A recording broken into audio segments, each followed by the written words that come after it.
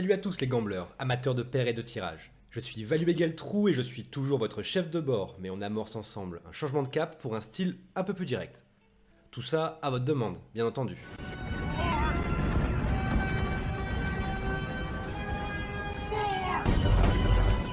Cela aurait pu être une grosse semaine, puisqu'on a tout simplement commencé à parler du poker dans la presse traditionnelle. Enfin, plus précisément dans la presse sportive. Et en plus, malheureusement, ce n'était pas forcément pour les bonnes raisons. En effet, suite à ces révélations, Niklas Bendtner, un joueur de football actuellement sans club depuis janvier dernier, anciennement au FC Copenhague, se retrouve au cœur d'une tempête médiatique. On ne parle plus que d'une chose à son sujet, ses pertes colossales en 13 ans de jeu au poker. Niklas Bendtner a perdu plusieurs millions au poker. Bendtner avoue avoir perdu une somme folle au poker. Bendtner aurait perdu 6 millions de livres en jouant au poker. De quoi remplir une très grosse bibliothèque. Je ne vais pas vous embêter avec tous les détails. Tout ce qu'il faut bien comprendre dans cette histoire, c'est que Niklas aimait se confronter à des joueurs professionnels, à des tables high stakes, en live, dans des salles de jeu ou des parties privées. Il ne parle pas vraiment d'addiction, mais bien d'un problème à propos de la taille de l'enjeu. Il joue depuis des limites beaucoup plus faibles, et se sent très bien avec ça. Et c'est sans doute la morale de cette histoire. Ne jouez que ce que vous êtes prêt à perdre, dans la limite de vos moyens financiers. J'aimerais voir la presse sportive être aussi bavarde quand il s'agit de faire du poker une véritable pratique sportive. Plutôt que de relayer ce qu'il semble être au mieux un fait divers, au pire une énième casserole pour un Niklas déjà dans la tourmente. Un Niklas qui semble d'ailleurs bien plus attirer les créateurs d'eux-mêmes que les recruteurs de clubs. Observez maintenant avec moi quelque chose d'inédit dans Planète Poker, à savoir un joueur sponsorisé chez Unibet Poker. Bon ok, dit comme ça n'a pas l'air hyper séduisant, la room ne connaissant pas une hype particulière autour de son équipe de joueurs professionnels. Mais faites un petit effort, car Alexandre Réard sous le pseudo de Rewards84 vient de finir second d'un scoop organisé par PokerStar.com, empochant la modique somme de 100 941 $. Ah oui, oui, oui, oui, oui, oui, oui. Devançant le joueur tricolore, c'est un joueur régulier canadien sous le pseudo de Modla79, qui finira par remporter cet event 48 à 530 $, ainsi que les 141 607 $ promis au vainqueur. Pour en revenir à Alexandre, expatrié au Pays de Galles depuis seulement très peu de temps, c'est une année qui s'annonce fructueuse pour un joueur qui semble tout de même plus habitué au live, hors période de pandémie. C'est ce que nous pouvons conclure de son Eden Mob, plus que fourni, qui n'a d'ailleurs pas encore mis à jour son nouveau lieu de résidence.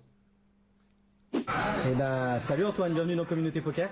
Bonjour, salut. Alors, Antoine Saout, c'est comme ça que ça se prononce? Saout, ouais. Ouais, le breton le plus connu du poker. Ouais. On ne le présente plus. Monument du poker, 4ème en all-time money list français. Il est principalement reconnu pour avoir atteint 2 fois la table finale du main event des World Series. King, this is for the tournament. 94 million in the pot. Darvin nonchalant. Tout comme Alexandre, il termine second de l'event 69 à 1050 $, poétiquement nommé Afternoon Deep Stack, le tapis profond de l'après-midi. Il remporte 55 000 $, devancé par Fintan Hen, qui remporte le tournoi de façon surprenante. Connu de tous les joueurs et pourtant si peu utilisé, il gagne le tournoi en cochant la case Call Any Check. Il colle donc automatiquement le bluff d'Antoine Saout River, qui doit être au bas mot surpris, voire même complètement en tilt. Mais c'était sûr en fait. C'était sûr. Ça fait donc 2 performances tricolores, et il reste encore jusqu'au 31 mai pour espérer voir du bleu-blanc-rouge sur un podium. Et pourquoi pas un titre? C'est tout ce que nous pouvons souhaiter à notre pool de joueurs talentueux sur la scène internationale. Du côté des rooms, on note l'arrivée de Banzai. Il ne s'agit ni plus ni moins de l'équivalent du short track sur Winamax, du cash game avec un tapis plus que réduit à table, étant donné que le tapis maximum autorisé pour s'asseoir est de 5 blindes. De nombreuses promotions l'accompagnent, et je ne peux que vous conseiller l'excellent article de Tanguy à ce sujet sur le site de Spin Elite. Le lien se trouve directement en description. Du côté de PokerStar, loin de s'ennuyer après la sortie récente de leur nouveau format, La Course, va bientôt proposer à tous ses joueurs une nouvelle interface pour son logiciel. Un seul objectif, rendre toujours plus ludique et connecté votre plateforme de jeu.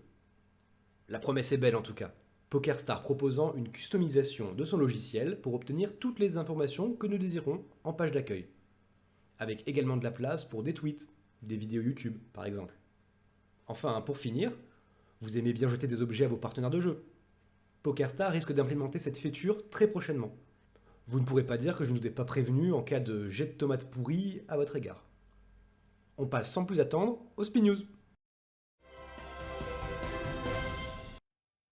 Bonjour à tous, je suis Shex, votre nouvel hôte, et vous regardez bien Spin News, le journal d'actualité de Spin Elite. Et on commence tout de suite par les perfs de la semaine. Mention spéciale pour notre joueur stacké qui a fait un mois à plus 70 000 € en EV, félicitations. Sans transition, une nouvelle masterclass a eu lieu sur Spin Elite, en exclusivité pour nos joueurs stackés. Elle s'est déroulée sur 3 jours, durant lesquels notre coach a réuni 3 groupes sur 3 séances. Au programme, gestion du stress et de l'anxiété. Résultat garanti. T'inquiète mon pote, je suis chill man. Certains de nos joueurs commencent à grind les expressos nitro sur Winamax. Ça reste entre nous, mais n'hésitez pas à me dire en commentaire si vous seriez intéressé par des offres de coaching et de stacking sur ce nouveau format. Si l'idée est plébiscitée, elle pourrait bien apparaître prochainement sur le site de Spin Elite. Enfin, pour conclure, ce samedi 23 mai, réservez votre soirée pour notre stacké MTT et vainqueur du Six Mix 2017, Hugo Larachiche. Il sera en stream pour votre plus grand plaisir sur la chaîne Twitch Spin Elite. C'est tout pour aujourd'hui, c'était Shex, à vous les studios. Si tu veux rejoindre le Club Starter et profiter de nombreux bonus sur nos rondes partenaires, c'est ici. Et si tu veux rejoindre la meilleure école de poker française, quel que soit ton format de jeu favori, c'est ici. Abonne-toi.